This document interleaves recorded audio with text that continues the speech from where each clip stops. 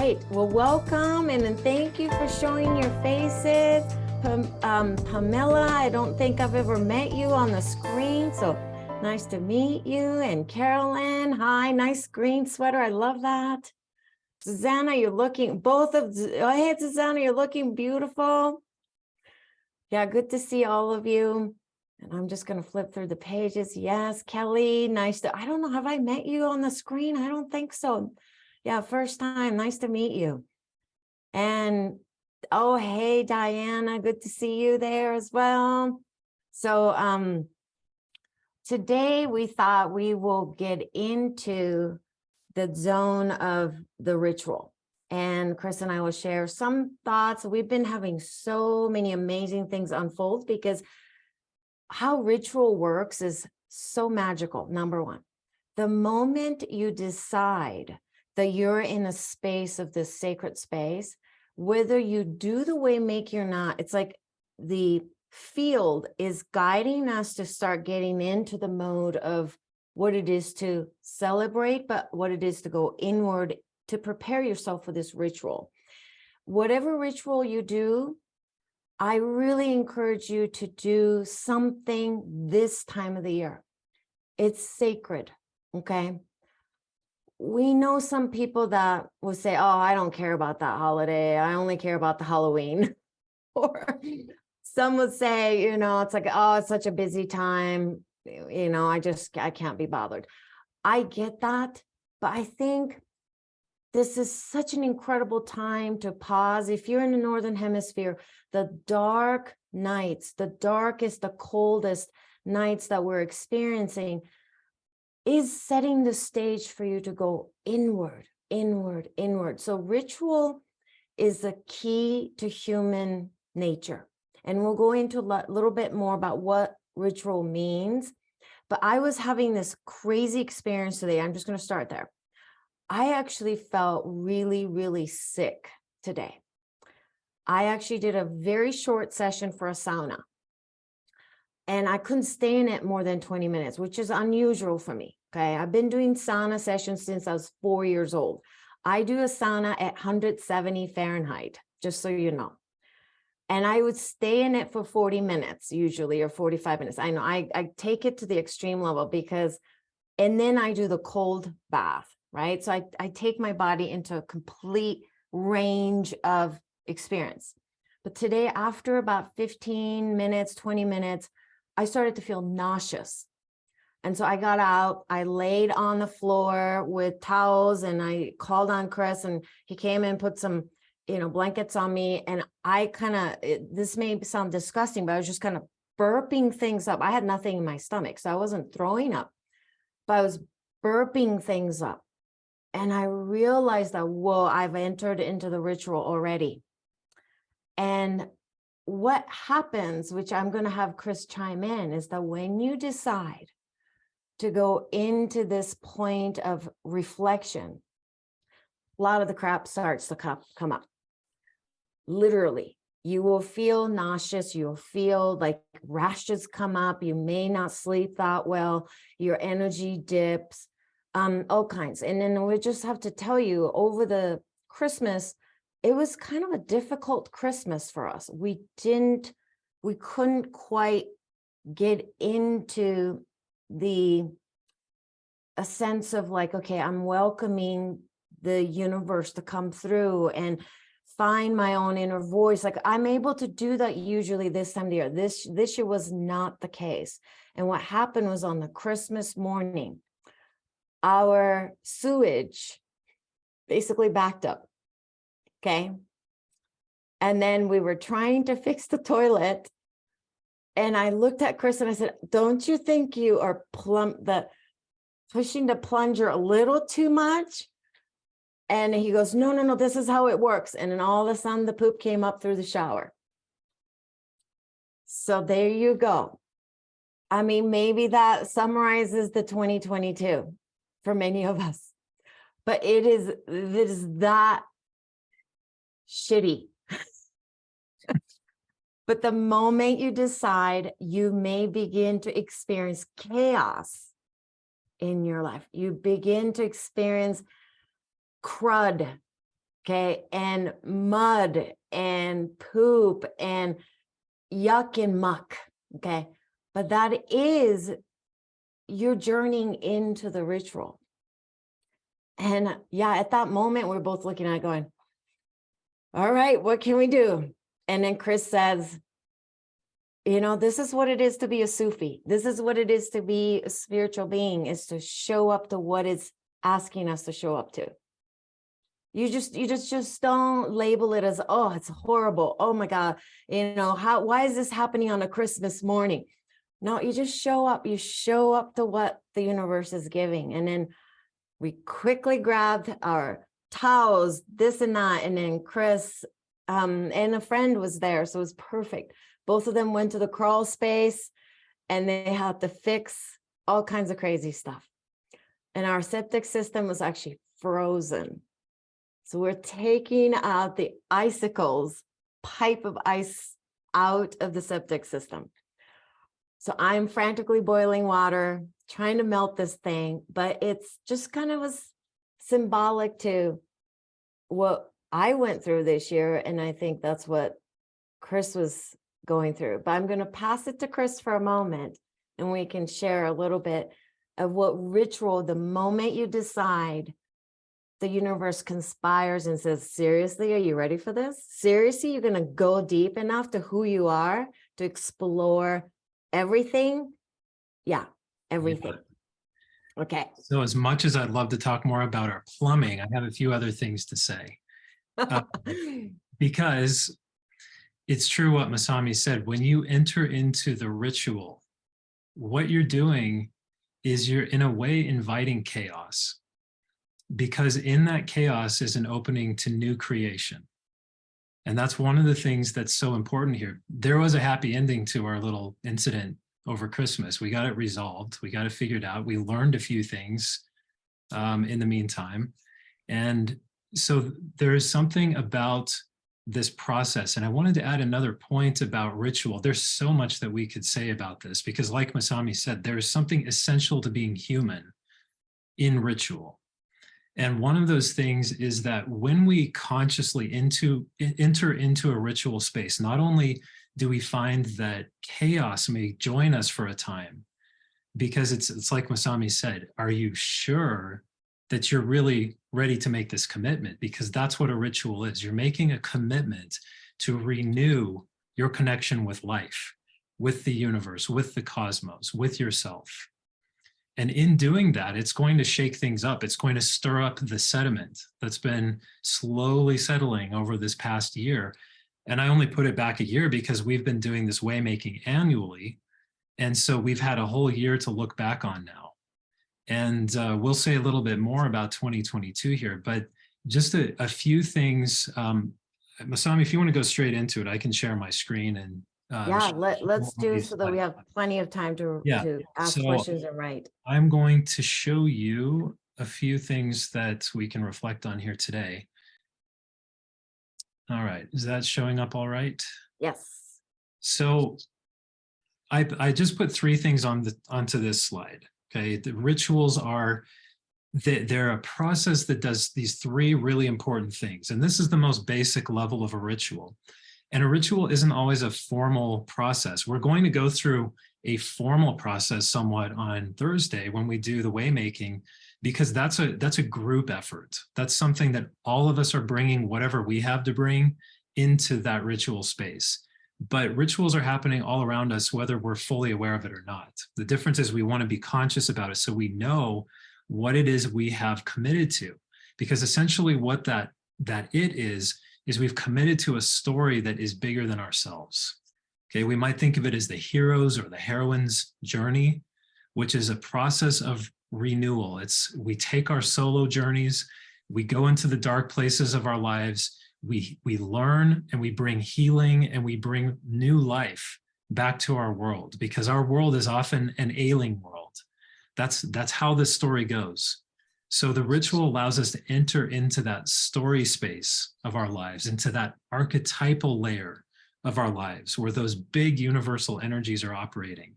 And this is why we're so excited to invite you in. And I'm looking at the names of who's here on the call, and I see that many of you have already signed up. And so if you've signed up already, guess what? You've already invited some of that chaos. Okay, so stand by and hang on, because we're going to be moving through a little bit of choppy water here, maybe for the next few days. So let's just look at this slide quickly, and then we'll move along. But I wanted to just point out these three anchors of a ritual process. And one of them is that we're acknowledging the past. That's why in waymaking, we look backwards. We're not racing to next year yet. We're wanting to say, hang on, let's stand still, pause for a moment, and really reflect. We need to see where we've come from so that we can gather ourselves and see where it is that we need to go and what we have to bring with us, what needs to come, what we need to leave behind. This is a real opportunity. So the middle part of this is allowing ourselves to affirm life as it is now. I think I had my camera off, so let me share that again. Okay, so we're affirming our lives as they are right now. We're not trying to squirm away from it, just like our Christmas morning present that our house gave us, where it was all sorts of things we didn't expect to unwrap that day. But that's what happened. And that's really what life is about. Life is the way it is. That's it. Our ritual process allows us to keep coming back to this and saying, what's here? What's here? What's fresh? What's alive right now? So that's what we're doing also, is we're affirming life as it is right now. And all of this is preparing us for this unknown future. And in a way, it's this future that really never arrives, if you think about it, because we don't live anywhere else but right now. Okay? I think you all know this. I don't think this is news for anybody here. But it's this unknown that we're reaching toward. It's what stretches us in our life right now. Okay, so the rituals they're a process to help take us through that. And I'm going to go ahead to the next slide we have here. And these are just a few words. And Chris, let's go through just maybe three of those. Yeah. Yeah, we're not going to go through this whole list, but there are a couple. I mean, maybe I'll pick one or two, and then Masami, if you have some that you want to also point out. And you can, if you look at this, just take a second, okay, before I just start reading something, take a look at this list. And you may find that you gravitate toward, two or three of these words, and that's good. But what I could say about ritual that includes all of these things is ritual is the entirety of our being. Okay, it incorporates, it envelops, it includes everything that we are. It's just that the ritual itself is where we step back to see those things and to connect them consciously. So a couple of things that I want to point out is ritual is sacred, okay? And it's sacred meaning we are taking the time to hold space, to create space for something that we don't normally allow ourselves to look at or have the energy to look at. We might call it extraordinary. Masami's going to say more about that a little bit later. But this idea of sacredness is really important because I just saw a quote recently a friend shared with me, and it's this idea that there's no such thing as unsacred places. There are sacred places and there are desecrated places, things that have been made unsacred or they've been stripped of their innate sacred quality. So when we're doing a ritual, we're reminding ourselves, this is all sacred. All of this, all of that I am, all that we are, all that we're bringing, our entire world, our entire cosmos is sacred. There's nothing that is not sacred. Another one that I want to point out too, I'll do two more of these. Okay, one is that it's intentional. Conscious is very much connected to that. You don't accidentally do a ritual. You mean to do it because you are taking on that commitment, that responsibility of renewal. And that's a big task. It's not something that you take lightly, okay? And then the last, the two that go together also are collective and communal. So we may have our own private individual rituals that we enact in some way in our lives. Some of them might have more of a deeper meaning than others. But when we come together as a community, what we're doing is we are in effect not only acknowledging that we're all in this together, that we have all lost things, we've all had pains, we've all had things that we want to heal. We are also recognizing that we're stronger together, we're bigger together, we're all in this together. So those are some important reminders, and I'll hand it back to Masami here because I'm sure that she will have lots to say, and we're going to keep moving through some other slides. Just the two things. So this morning when I was lying on the floor and not feeling well, it passed very, very quickly when I brought my conscious awareness to it. This is when the universe kind of opened up and said to me, ritual is like a vow.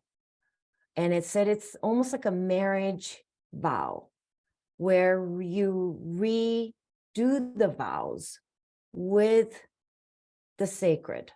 That's what ritual is. But we live in the society, the world we occupy currently on this earth moves super fast.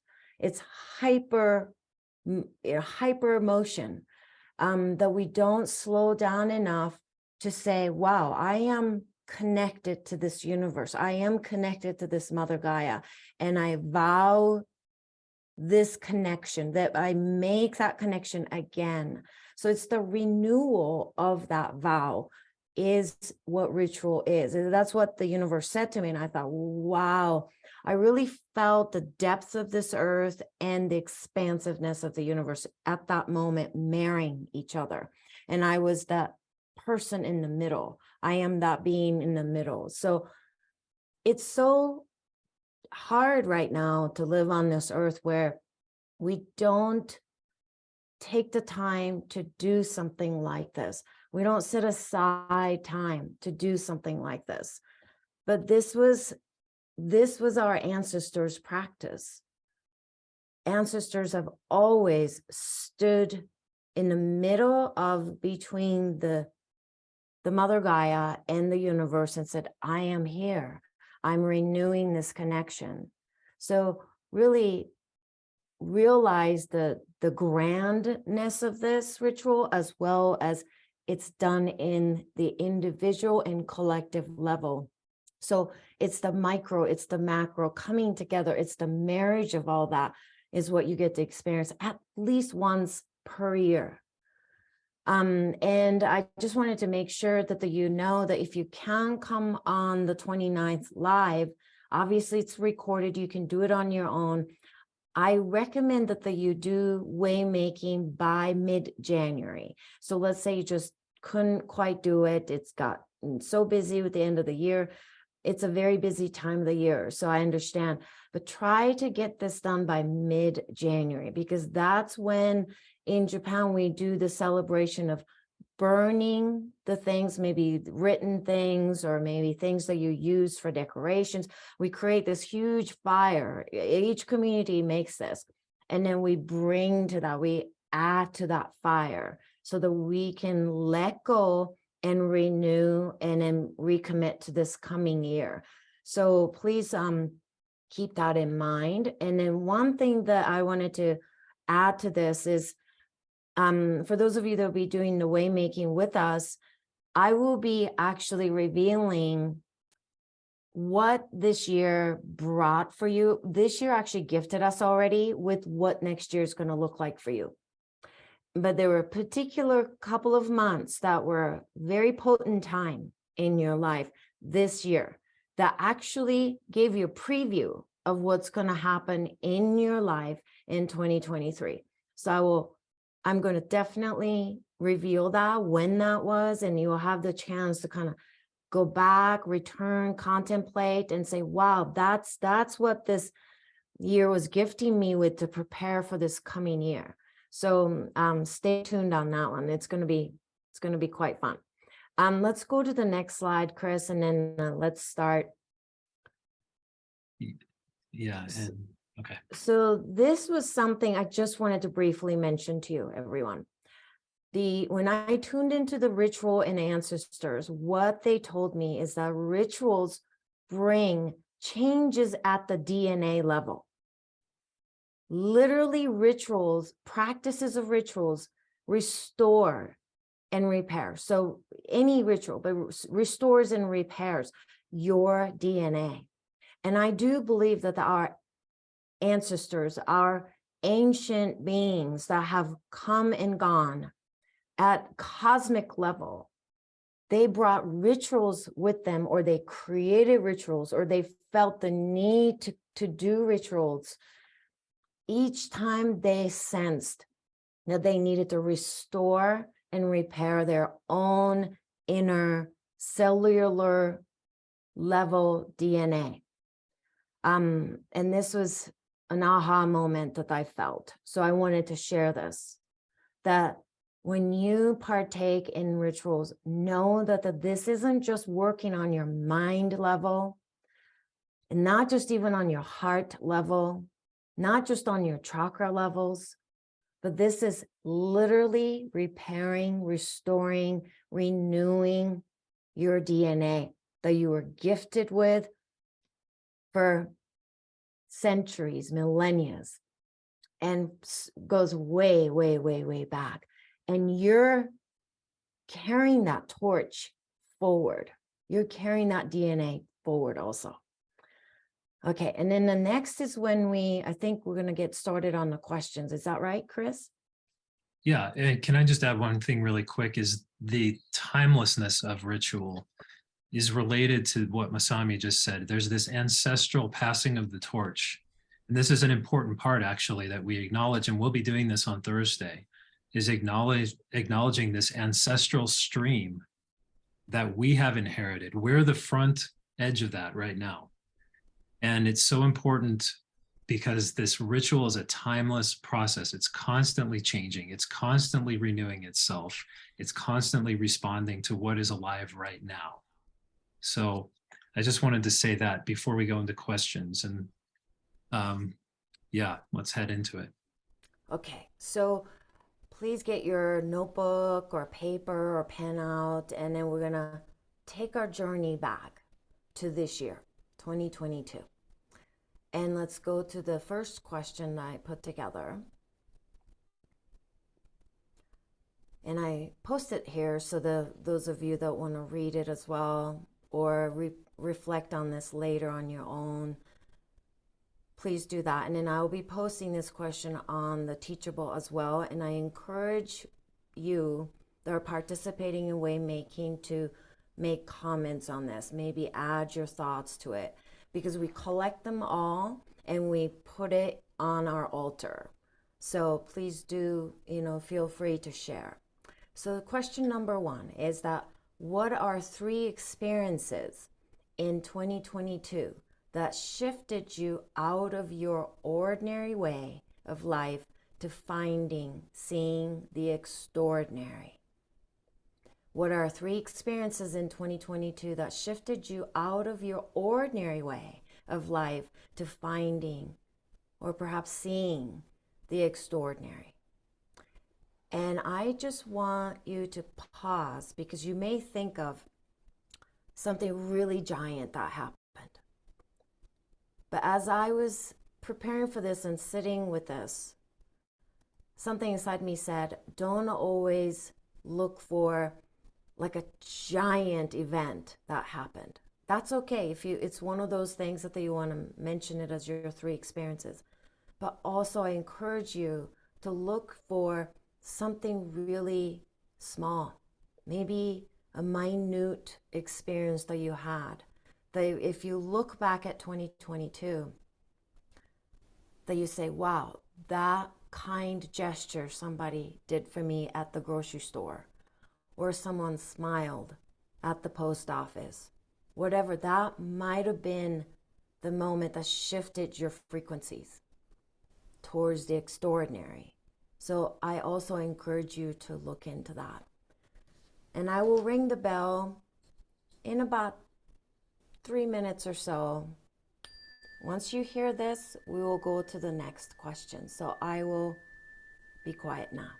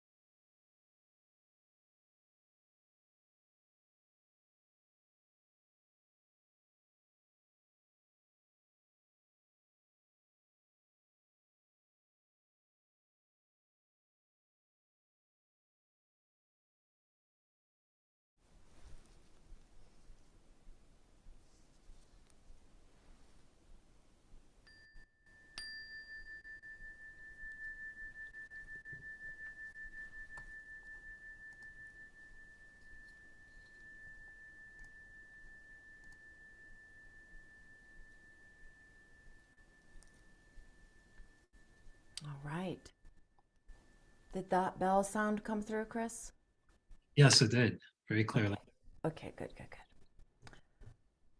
Maybe some of you will need a little bit more time because 3 experiences, can be quite deep. But it's going to get you started in thinking, feeling, noticing. And maybe before we share a little bit of what I experienced or Chris experienced, I wanted to show the next slide for this. So this is an important question to bring it to the embodied experience. Is what is your body experiencing when you take the journey back to 2022? To write those 3 experiences that helped you to see, to find extraordinary in the ordinary moments. What happened when you thought about it? Did you feel like, wow, I need to take a breath? Did you stretch? Did you get kind of teary? Maybe some of you coughed up when you thought about it. Those are very, very important. So as you revisit these 3 experiences, maybe each of them that you write, again, after this call, go back and say, wow, that is reflecting somewhere in my body. My hands kind of tightened up, or maybe my heart opened up when I experienced that, or when I revisited that. So please pay attention to what your body is experiencing. And Chris, if you don't mind going back to the slide, little one before that again, and you want to share one of yours? Yeah, I want to share a general thing about this question first, which is that this idea of ordinary and extraordinary sometimes gets flipped on its head. And what we may find is that something that's already embedded in our life that seems ordinary because we are so familiar with it might actually be a really profound and so extraordinary thing when we really start to look into it. And it might just be a realization. That's one of the things that I would name as 3 top experiences for me in 2022. One was a realization of how much I have overshot ordinary things in my life that are actually really rich and full of potential because I have been looking for something extraordinary. I've gone right over the top of them. And so that was one of my big learnings from this year, is to get kind of down in the mud in my life. And I had to learn a lot of new things this year. And one of my big changes that was obvious that was a shift was leaving a job that I had been in that was very energy consuming, and it occupied a lot of my being all the time. And leaving that kind of left this open void and a lot of questions about what comes next. And it didn't take long for those questions to fill in and kind of occupy the void again. But one of the things that I had to learn to do was I had to learn some new skills and learn how to do some of the things for our business that I hadn't done before. And it showed me things about myself. So it wasn't really the tasks, these sort of mundane tasks. It was what they showed me about myself and about how I had been thinking and approaching my own life, and maybe trying to get out of some of the things that were day-to-day responsibilities or minimize them instead of really just facing them head on. And that for me is really why this theme is such a powerful force of this past year, leading the waymaking of looking back. And we're using this theme of taking your seat. And for me, it's about bringing all of those things that I struggled with and that made me uncomfortable into focus and really hold on to them and not just squirm away, but say, what are they showing me about myself? Where are my strengths? What are the things that I need to build on so I can be stronger as I move forward toward what I'm reaching for? And so that's that soul's journey, is to really bring those things out to the forefront, out to the surface of your life. So anyway, I'll pause there for a minute and hand it back, Masami. So I will share everyone with my three quickly. Number one was that I took some time off for myself. I took about 5 weeks off, that I unplugged. So I went from this ordinary, busy, working constantly to really unplugged myself. And just thinking about it makes me still kind of there's emotion attached to that. And tears do come up for me. So that I want to explore that a little bit more for myself. And then the next one was taking the lunar cycles very personally, as well as bringing that lunar cycles back into my everyday life, made the connection I have with the moon so extraordinary. So that was the second one. And then the third thing was for me was that I actually finally started to address my own hormones. So as I'm in my 50s, it became evident that I needed to learn about hormones, which I have always semi-avoided. But I started to learn the blood test, how to read them better, understanding what ingredients of the supplements are necessary for me to clear my receptor sites, as well as to support my own hormones as it's shifting for sure. And it's an everyday, hormones are always with you. You are a hormone being. We produce hundreds of different kinds of hormones in our bodies, but particularly focused on the sex hormones. So the estrogen, testosterone, progesterone, those are the three that I really focused in on and learned more about what they do every day. And it's leading me to an extraordinary discoveries about myself. So those are the three things. And each of those things, when I talk about it, there's a different expansions, different physical awareness that comes from me. So that's what I wanted to share with you. And then I think let's go to the next question that I have come up with. It's a two-part question. So I'll give you a little bit more time so you can really sit with it. First one. So what did you learn from these experiences, these three experiences that you might have thought about?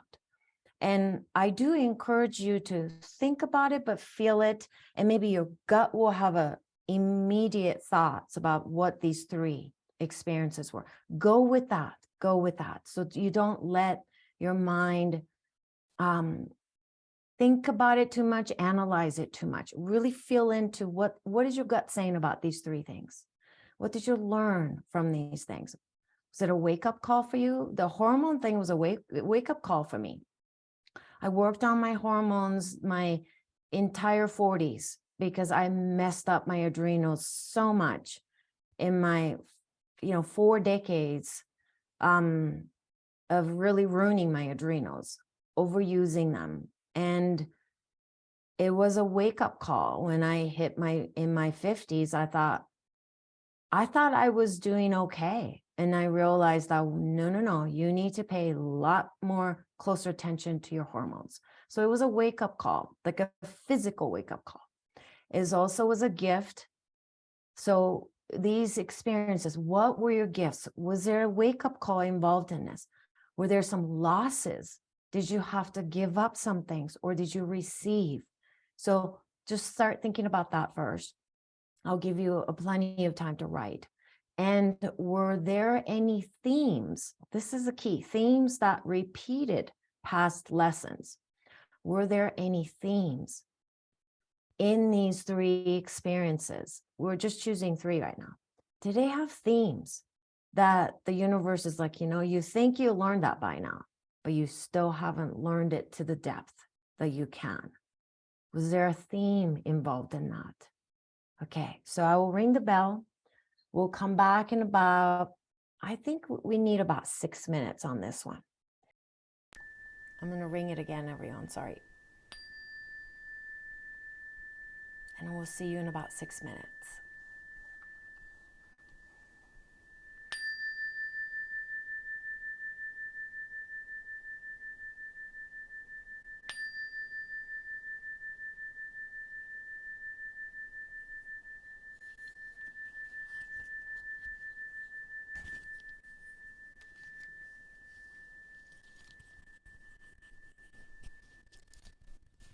doesn't seem like it's long enough, isn't it? Once you start going and traveling deep. But taste that. That's the deliciousness, I think, of ritual. It's delicious, isn't it? Yeah, it's very satiating. And I think you can almost, when you sense that deliciousness, you're actually experiencing ancestors' tongue, ancestors' sense of smell, ancestors' sense of touch. I do. I really feel that at the DNA level, what I'm experiencing is, and I have no doubt, all that I'm experiencing are the expressions and their experiences on this earth also. So hopefully you can feel that. And I'm going to share my theme in a semi wake-up call as well, is that I learned that I'm not alone. It's this sense of loneliness that I've always contended with. You know, always been a challenge for me, is that I don't belong and I'm alone.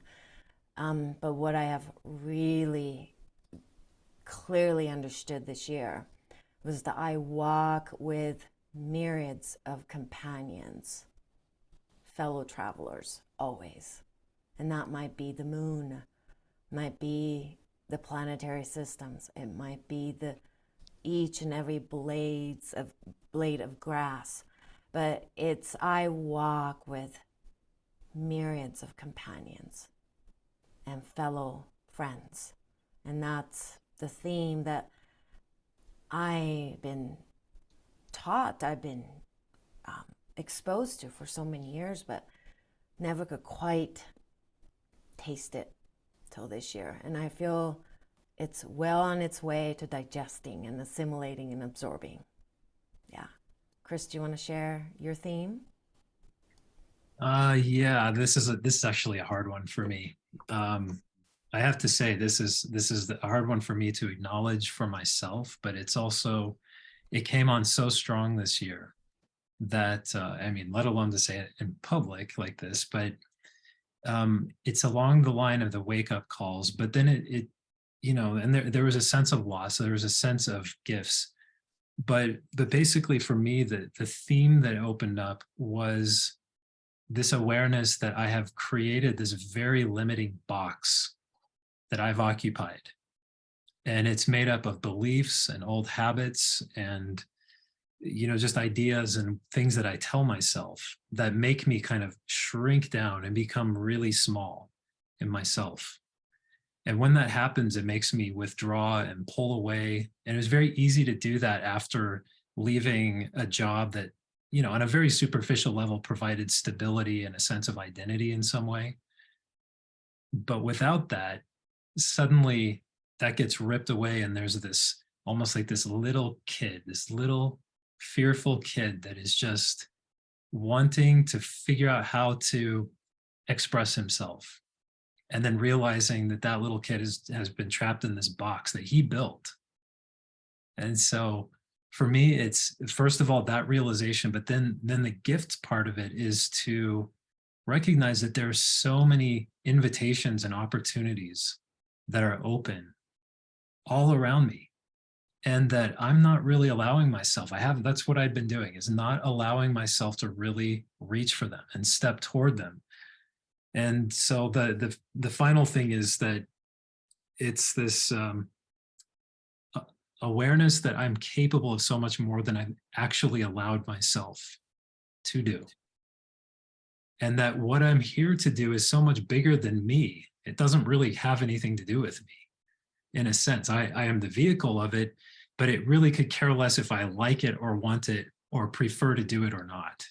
So that's been huge for me, and that will continue into this next year strongly, is what I anticipate. Yeah, thanks for sharing that. I'd like to take just a few minutes, everyone, if you feel called to do so. Just write maybe a couple of words. For some of you, it might be just one single word, but what what are the themes? Maybe it was only one theme, but what were they? On the chat, if you don't mind, or on your notebook, it's fine. But if you feel called to share, please do, and we can just read them out loud, because as we recite these things, like poetry should always be recited, as you know. Never read your poems, never read others' poems silently. You really recite them because they're music. And so we would love to read some of the words for you if you want to share them. And while you're thinking about it and writing them, we just want to quickly show you the screen of when the ritual is happening this year. And please join us if you haven't signed up. We'll go into much deeper levels with this. It's 2.5 hours. We will be sharing the altars that we are creating, and your inputs will be put onto the altar as well, to the sacred space. And we will have, Chris is actually going to be sharing his harmonium music this year. So that's very special, as you know. And I'd like So to add this, a couple of other things that are really important parts of this. We mentioned this on our last call that we did, but we're going to take some time to reflect like this, and you're going to have an opportunity during the waymaking to have another person who witnesses you and who you witness about some of these things that we'll be prompting you to reflect on. It's a very powerful way. It's very uncomfortable at times. It can be very vulnerable feeling, but that is what actually opens us up to do more, to be more of what we are, is to go through that vulnerability and that discomfort. So that's an important part. And we're very excited to be able to offer that this year. As well, I just wanted to say one quick word about the altar. So the altar is something that is very personal. We don't tell you what your altar is. In fact, you might have an altar that's completely invisible and it's just inside of you, okay? But it is a symbolic representation of your journey, your process, okay? So we'll give you some prompts on things you might do for that and what you might want to bring into the ritual at the time where that's appropriate. Okay, so some of that instruction will be coming. And other than that, we just hope that you will join us if you haven't already. And I put up the link. I'm going to do it one more time. This is the direct link that I just added in the chat, but you can see it on the slide and you can get there as well. But let's take a few minutes and just read some of these as we go out. So we're answering, these are maybe are answering some of the different questions. So I'm not going to try to interpret, I'm just going to read, okay? So Lynn D says, separation is an illusion. Richard says, wisdom. Rupleka says, I realized I am closely accompanied. Sherry says, supported. Christine, trust in my inner knowing. Patricia, needing to remember the universe is moving through me and to let that energy flow. Anne says, healing with like-minded people. Colleen says, busyness, saying yes. When I need to say no, I don't have support. Aileen says, self-care and connection with myself. Daria says, I need to be visible. Diana, going with the flow no matter the speed, challenges, or uncertainty. Pieta, I live in a supportive, benevolent universe in a community of connected companions. Sherry, thank you for the bow and the hearts. Aaron, I'm so much more than my performance. It is not my responsibility to heal and fix others. Beauty is truly everywhere, and I'm open to see it and connect to it. Mary, feeling fear and aging into the later part of my life, being alone. Alan, connection within and without. Erlene, self-sabotage on all levels and using isolation as a coping mechanism. Sue, Always stay open to possibilities because there's always something waiting to surprise us around every corner. Anjula, I'm not alone. The universe really does have my back. There is beauty even in the hardest times. Hope is not a wish. It is sometimes the only thing you have left to keep you going. Now is all we have. Tomorrow can be too late and loved ones gone. This was the gist of what was coming up for me. Regina, feeling left out. Who is feeling this? Tara, trust my inner counsel. Pamela, left out sometimes, finding humor in unusual things. Delphine, deepening my healing, respect myself and my self-worth, setting healthy boundaries, showing up joyfully and consistently. Marilyn, when overwhelmed, remember, I am here and I belong. Sandy, accepting we truly are all one. Richard, I don't have to try to belong anymore. I do belong. And Shirley, I'm tasting my fullest, most authentic life. And we'll end with Sherry, forgiveness. So these may have been your theme. They may have been what you have noticed coming up. They may have been the challenge or the struggle or the gift. But thank you for sharing these. And again, the invitation is there for all of you to join us on Thursday. Bring this energy, because whether you're doing it with us, you're in the ritual now. So welcome. And we hope that you will complete the process with us as we walk through it together as a community of people who are traveling our own unseen paths solo. But if we look around left and right, we'll see that we're not alone. We're all doing it. So thank you. And I'm going to hand it back to Masami for the final words. Chris, do you mind taking that off so we can kind of look at each other? Yes, thanks for the reminder. Yes, you're welcome, everyone. You're welcome.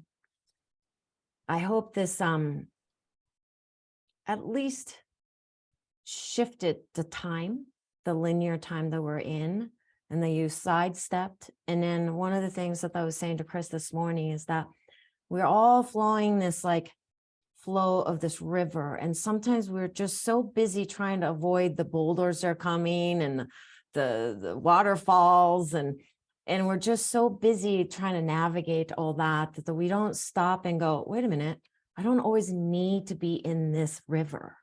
That I have a choice to say, okay, I'm just going to get off of this river for a little bit, dry out, let the sun dry me, and maybe hang out by a tree and just come back to this moment. But it's hard to do. It's getting harder and harder to do, isn't it? Don't you think, everyone?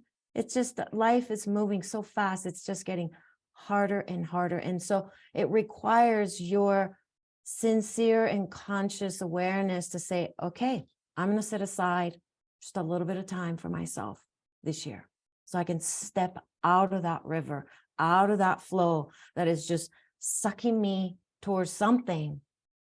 But sometimes we don't always have to be flowing at that speed. It could just be at the speed of a rock, which is still flowing, by the way. It's not visible to us. I wanted to share one quote. It's from Margaret J. Wheatley. Without reflection, we go blindly on our way, creating more unintended consequences and fail to achieve anything useful.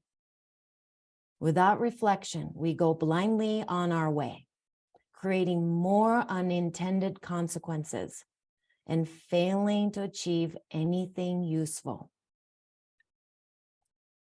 I don't know by doing this ritual, you're going to create anything that is useful per se, but it's certainly, as ascending beings that we are, I do believe that we need to stop. We need to step out of that river and reflect. Ascension is real, everyone. Ascension is real. It's happening. It is here. It's not somewhere that you're going to get to. It's already unfolding. But at times it comes in these waves that's too much for us as this physical body. So this is when you got to ground you, just like the redwoods. Redwoods grow so high into the sky, into the heavens, because they have the root system that is expansive and deep. So this year's been a windy year, I think. Wind blew a lot. There was a lot of storms that came in and out, in and out. It wasn't a constant storm, but it was pretty strong when the storms came into our lives. But one thing that's very helpful to know is that the storms, these winds, make the trees resilient. That is the only way the trees can become resilient, is to have the element of the wind. So that's what you're doing. You are grounding, you're rooting, you're expanding, and you're reaching the roots with each other's roots. So you're not a lone tree standing by yourself in a desert. That you are growing together, and we're seeing the potential of all of us.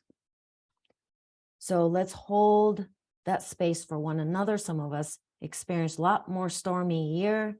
Some of us were able to navigate a little bit better. Whatever that may be that you've been through, please pause and check in with your body. Where do I feel that experience in my body? Number one. Number two, did you learn something from it? Were you gifted with something? Were you gifted with challenges that taught you something? And was there a theme associated with this? Because life repeats itself. Life is a spiral, so you get different views, but you may say to yourself, gosh, I experienced this 5 years ago. 15 years ago, I had the same theme, but with a different vantage point, right? Hopefully all of us are moving spirally up so we could get a different view, the bigger view, the wider view. That's what it is to elevate who we are. So, hopefully you can join us and reflect together.